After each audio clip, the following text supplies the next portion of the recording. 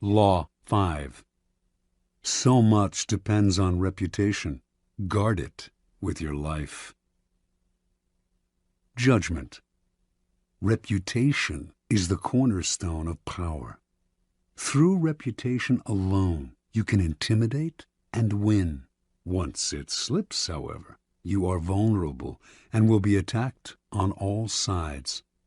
Make your reputation unassailable. Always be alert to potential attacks and thwart them before they happen. Meanwhile, learn to destroy your enemies by opening holes in their own reputations. Then stand aside and let public opinion hang them. Observance of the law. During China's War of the Three Kingdoms, A.D. 207 to 65, the great general Zhuge Liang, leading the forces of the Shu kingdom, dispatched his vast army to a distant camp while he rested in a small town with a handful of soldiers. Suddenly, sentinels hurried in with the alarming news that an enemy force of over 150,000 troops under Sima Yi was approaching. With only 100 men to defend him, Zhuge Liang's situation was hopeless. The enemy would finally capture this renowned leader. Without lamenting his fate or wasting time trying to figure out how he had been caught, Liang ordered his troops to take down their flags, throw open the city gates, and hide. He himself then took a seat on the most visible part of the city's wall, wearing a Taoist robe. He lit some incense, strummed his lute, and began to chant. Minutes later, he could see the vast enemy army approaching, an endless phalanx of soldiers. Pretending not to notice them, he continued to sing and play the lute. Soon the army stood at the town gates. At its head was Sima Yi, who instantly recognized the man on the wall. Even so, as his soldiers itched to enter the unguarded town through its open gates, Sima Yi hesitated, held them back, and studied Liang on the wall. Then he ordered an immediate and speedy retreat. Interpretation. Zhuge Liang was commonly known as the Sleeping Dragon. His exploits in the War of the Three Kingdoms were legendary. Once a man claiming to be a disaffected enemy lieutenant came to his camp offering help and information. Liang instantly recognized the situation as a setup. This man was a false deserter and should be beheaded. At the last minute, though, as the axe was about to fall, Liang stopped the execution and offered to spare the man's life if he agreed to become a double agent. Grateful and terrified, the man agreed and began supplying false information to the enemy. Liang won battle after battle.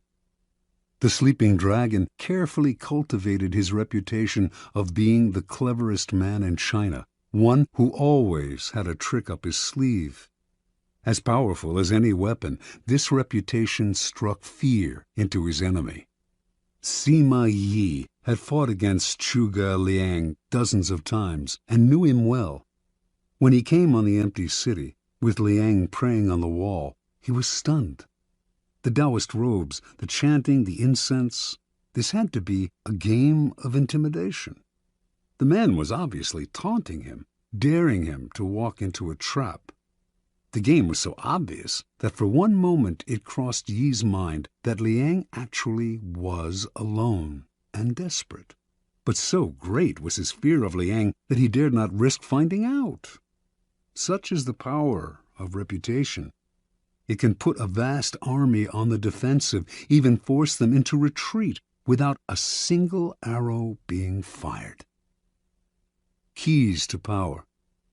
The people around us, even our closest friends, will always, to some extent, remain mysterious and unfathomable.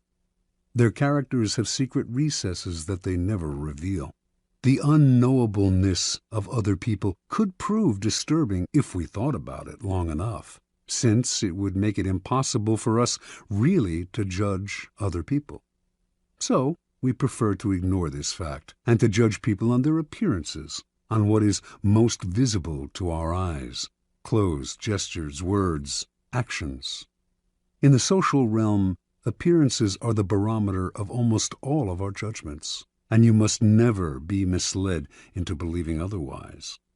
One false slip, one awkward or sudden change in your appearance can prove disastrous. This is the reason for the supreme importance of making and maintaining a reputation that is of your own creation. That reputation will protect you in the dangerous game of appearances, distracting the probing eyes of others from knowing what you are really like, and giving you a degree of control over how the world judges you, a powerful position to be in. Reputation has a power like magic. With one stroke of its wand, it can double your strength. It can also send people scurrying away from you.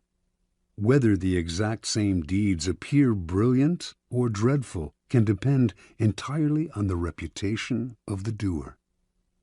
In the beginning, you must work to establish a reputation for one outstanding quality, whether generosity or honesty or cunning. This quality sets you apart and gets other people to talk about you. You then make your reputation known to as many people as possible. Subtly, though, take care to build slowly and with a firm foundation, and watch as it spreads like wildfire. Reputation is a treasure to be carefully collected and hoarded. Especially when you are first establishing it, you must protect it strictly, anticipating all attacks on it.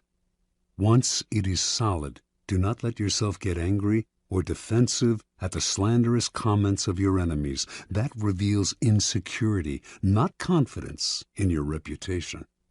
Take the high road instead, and never appear desperate in your self-defense. On the other hand, an attack on another man's reputation is a potent weapon, particularly when you have less power than he does.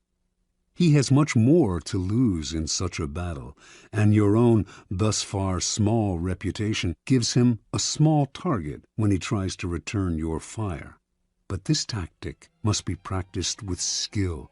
You must not seem to engage in petty vengeance. If you do not break your enemy's reputation cleverly, you will inadvertently ruin your own.